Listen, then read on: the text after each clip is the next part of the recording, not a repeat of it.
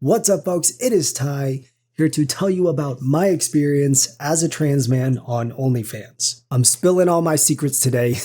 No, it was never a secret, but I'm sure I mentioned it on YouTube. I just never made a dedicated video about it. So I know there's a lot of people who don't even know I was ever on OnlyFans to begin with. So I'm here to talk about how it started, how I got to the top 1% of OnlyFans creators, the messages and comments that I received on the platform and how I handled those, my wife's thoughts on the whole thing, how much money I was making at my peak, and how it all fell apart and I had to quit. Also, side note, if we're related, don't watch this one.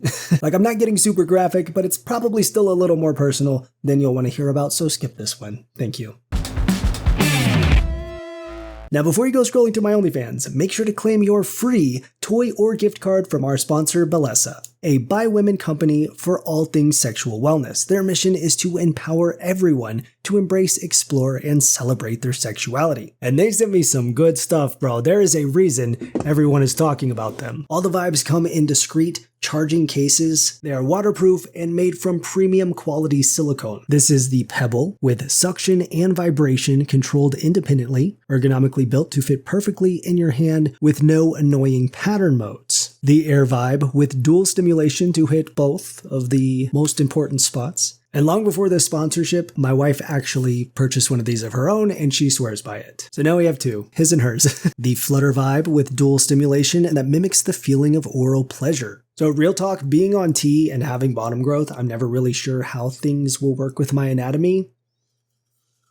This works. I tested it out so I could give a proper review, and then I tested it 2 more times in one night. The Thump, a toy that does it all, vibrates, suctions, and thumps, designed to be the replacement for all external stimulating vibes. I really dig the dusty blue-gray color of this, and it looks like a sunglasses case, so definitely discreetly blends in with all my accessories. And last but not least, the Ultra Blow, our most advanced stroker yet, built to blow your mind and everything else. 8 dynamic modes with easy-to-use controls, the transparent chamber, and of course, the very soft, high-quality premium silicone. I tell ya, I am beyond flattered that they sent me this. Very gender affirming. It's an honor to be nominated, but unfortunately it's not my size. If they ever make an Ultra Blow Mini, first on the wait list, pre-ordering immediately. But I do know from my independent research of watching other folks use similar products online that this is top tier quality. Same with all of Bellesa's products. They are clearly engineered to be the best at what they do, and they deliver. So click that link, get your free toys and gift cards. Everyone who signs up will win something from Bellesa. So I made my OnlyFans in 2020. It was a weird year for everyone. I had tweeted if Biden wins the election, I'll make an OnlyFans, which was more of a soft launch of the idea to see how people would react to that. And the reaction was really positive because I had already thought about it and was comfortable with the idea, but still not super sure. So that was my way to put it out there and just see what happens. Let's hang this on something that is not up to me. Obviously, Biden won, so hashtag Bussy for Biden. I made the OnlyFans. And if you had been following me on Twitter, which I'm not on Twitter anymore, but previously, I had actually already posted a nude on Maine, and it was a tasteful nude, it was meant to be empowering. I actually made a video about why I posted that it was actually a really emotional and meaningful thing and not just a thirst trap. But also still a thirst trap. Let's be real. So, I'm not shy in that way. I kind of had some experience with that. And I went into my OnlyFans originally intending to do more tasteful nudes, more, artistic photo shoots and expression of showing the trans body. And pretty much immediately realized that's not what people were here for. So I pivoted, I leaned into the OnlyFans of it all, and I didn't get super spicy, but I just kind of posted more casual pics, selfies, flirtatious kind of captions, and dick pics, And I honestly felt a lot less, vulnerable.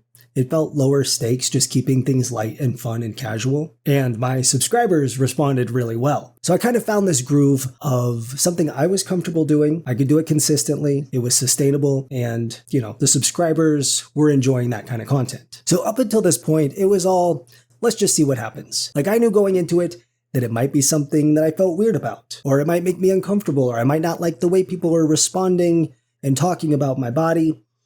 And I knew that if I ever felt that way, I would stop. So I didn't really have any expectations. I definitely wasn't treating it like a business like other creators do. I wasn't like, oh, I need to produce X amount of content every week and, these type of posts and hit these numbers.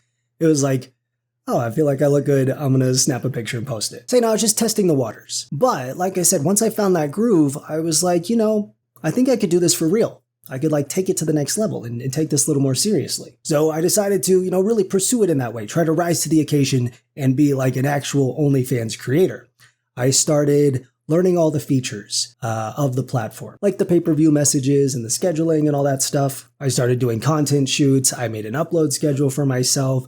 I started promoting my OnlyFans on Reddit and Twitter and doing discounts and, I was putting in the work. And yeah, it took off. The consistency and just getting it out there is what got me to the top 1% of creators. And it really only took me maybe a month or two of locking in before I got there. So yeah, I was feeling good. I was making money, right? The question that everyone asks, how much was I making?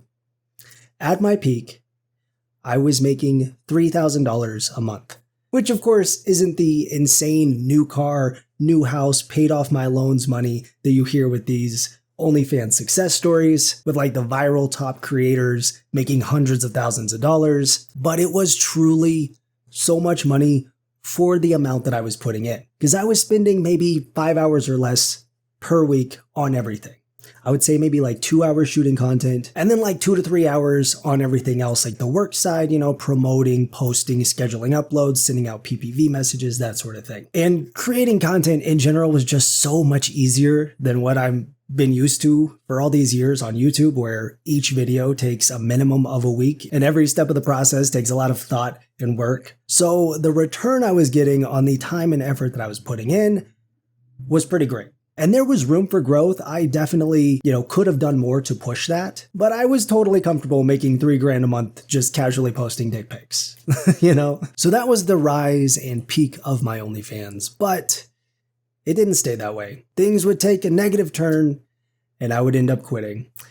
So basically the success gave me the confidence to, escalate, maybe reach out of my comfort zone a little bit with what I was posting. I went from just photos to GIFs to short video clips to full length videos. And it was still pretty vanilla, but it was, I was exposed, I was vulnerable. And upping those stakes kind of raised the expectations for my content and what I needed to be posting, for myself. And that would have been fine because at the time I was comfortable doing that stuff. But then the dysphoria hit. And my dysphoria was truly the downfall of my OnlyFans. It wasn't because of OnlyFans. I just had this bad spell where I was out of the gym for a long time. And I was just feeling really bad about my body. I didn't want to see it. I didn't want to think about it. I did not want to perceive myself. So, how am I going to thrive on a platform that is all about being perceived? So once I was in that headspace of feeling so negatively about my body, doing OnlyFans went from being empowering and making me feel euphoric to now a pain point, something that is feeling very stressful and overwhelming. And I was trying to push through it because this actually wasn't the first time that I dealt with a little batch of dysphoria while, also doing OnlyFans. And the last time I had taken a little break and coming back to OnlyFans actually helped alleviate my dysphoria. It made me feel a lot better about myself and helped me get through that. But this time it was doing the opposite. I try to make content and not like any of it. If I did post, I would just go back and delete it. And I was going through and just deleting a bunch of my old posts because I was only seeing the things about myself that I didn't like. Before I'd think, damn, junk's looking big, post it, Now I'm like, damn, hips are looking big, delete it. So my dysphoria wasn't good for my OnlyFans wasn't good for my dysphoria, and it just wasn't working. So I quit. I walked away from this platform that I put a lot of effort into building and found success on, which was bittersweet because it was obviously what I needed to do, but it also felt like failure. And I know that one less guy posting pics on the internet is not going to end the world, but it still kind of sucked to be well, I guess I can't do this. But I always intended to go back to OnlyFans when I felt better about myself. And of course, I have felt better about myself. But knowing that my dysphoria is a variable that I can't control is kind of intimidating. If I put all this effort in again and I put myself out there in this way and be vulnerable, it feels like I'm risking a lot. And having something that could just sink the ship at any time has kind of not made that risk feel worth trying again. But I've had top surgery now. I've been back in the gym. Who knows? Maybe I'll give it another go. I'm not going to do it, girl. I'm just thinking about it. All right, now I'm going to answer a couple of frequently asked questions, starting with, what did Christy think about this? How does your wife feel about your OnlyFans? We had a conversation about it long before it ever came to be. Even though she was never in the content, of course, it was very much a mutual decision and was important to me that she knew that if she was ever uncomfortable with it, I wouldn't do it. And her attitude was like, hell yeah, make some money. She was very nonchalant about it. And I was like, okay, cool, but if your feelings ever change, I will shut it down, no questions asked, but she always communicated and seemed to be very on board. So something interesting that I do want to talk about, when I started my OnlyFans, Christy and I had an open relationship. And then a few months later, we closed our relationship. So I brought the topic to the table of like, should I stop doing this? Like, this kind of feels like it's breaking the boundaries now that we're monogamous again. I don't know. How do we go about this? Because I explained like people can send me messages. Sometimes I get pics and I'll say like, wow, nice call. And, we talked it through. We really considered what that would mean and how that would feel. A lot of our approach to this was just like, let's just see how this goes and check in regularly and figure it out if it ever gets weird.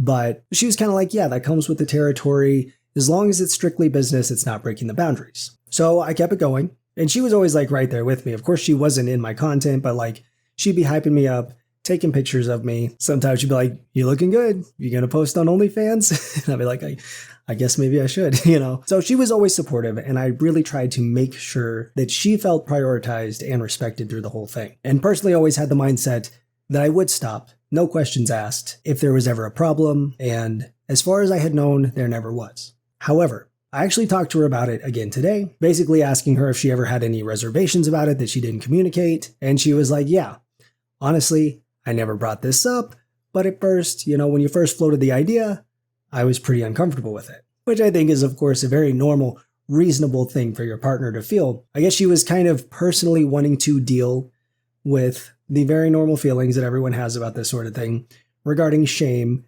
and, who's going to find out and what will they think? Stuff that I also considered going into it. But for me, I was ultimately like, I've already posted a nude, and my family knew about the original Twitter nude that I posted because I was warning them hey, steer clear of my Twitter for a few days because I'm posting this, heads up. And it's not like it's something that's going to get in the way of my career because, I do YouTube. So that's where I was. But obviously Christy's going into it with her own set of things, like what if her family finds out, this and that, and just the general stigma about it. Completely reasonable. She said that she actually was following some creators at the time that also started doing OnlyFans, and that helped her understand it more, become more comfortable with it, see it more in a business way. So it wasn't that she didn't want me to do it. It was that she had some feelings that she wanted to sort out and didn't see it as a big enough problem that she needed to voice to me and maybe project those feelings onto me or, have me second guessing it. But once I got things rolling, she was like, oh yeah, this actually isn't a big deal, which was pretty much how I also felt about it. Other than that, she said she initially also wasn't sure how she would feel about other people seeing me in that way. That was, previously just for her. Again, another totally valid concern you would expect your partner to have. But she said that also wasn't really about me doing OnlyFans and more about the fear of feeling disconnected from me because of where we were in our relationship at the time. We weren't in a crazy toxic negative place or anything. We had just kind of fallen into that long-term relationship rut where we had grown apart, we'd become very isolated from each other. So her having that concern about losing a part of our connection that's already feeling compromised and possibly putting more distance between us, I totally get that. Definitely makes a lot of sense. And, it makes me sad thinking about that time in our relationship because we, loved each other and cared about each other so much. But it was there was just this wall between us that neither of us wanted to be there. We actually ended up both being hey, this sucks. We want to fix this. We went to couples counseling and both started actively putting effort back into our relationship and rebuilt that connection. And we tore that wall down.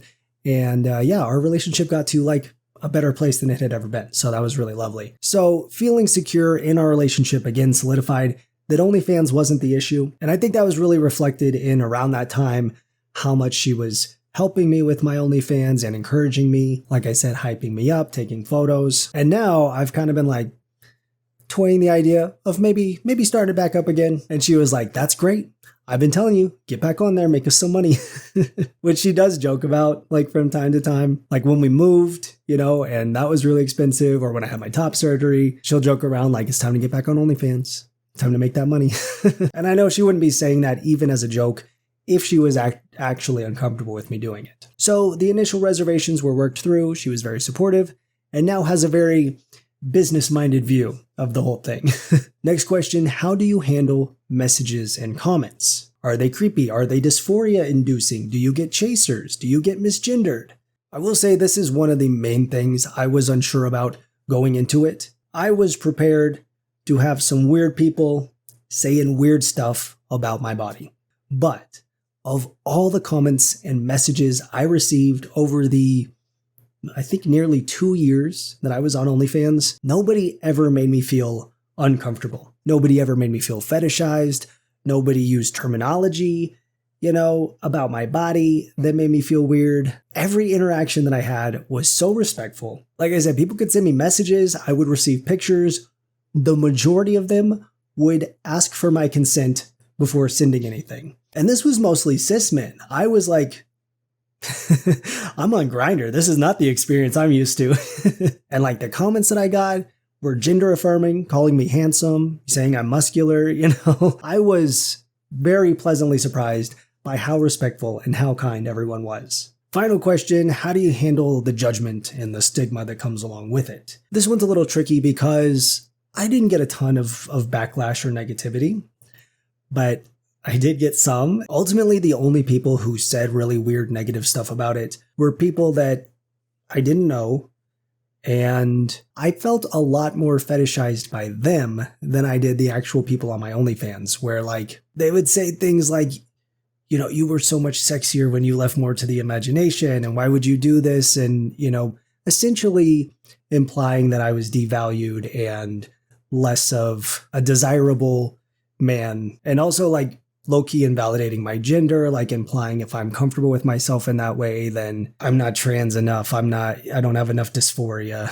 Joke's on you. I quit the whole thing because of my dysphoria. Those, just like with any hate comment, I have a response. Like, I just don't agree with what you're saying. I think you're wrong. I think you don't understand what I'm doing here. You don't get it. And so I'm not going to put too much stock into what you think about this situation. And like the people in my real life who knew that I was doing this, like my friends and stuff, were always very chill about it, If I was being judged, they weren't expressing it to me. So that's really all I can ask, right? So overall, my experience on OnlyFans as a trans man was surprisingly chill. Thank you, Balessa, for sponsoring. Thank you for watching. That's my video. I hope you enjoyed it. If you did, make sure to subscribe to join the Goose Troop today and give this video a thumbs up because one like equals one honk. As always, I hope you have a wonderful day and I'll talk to you soon. Bye.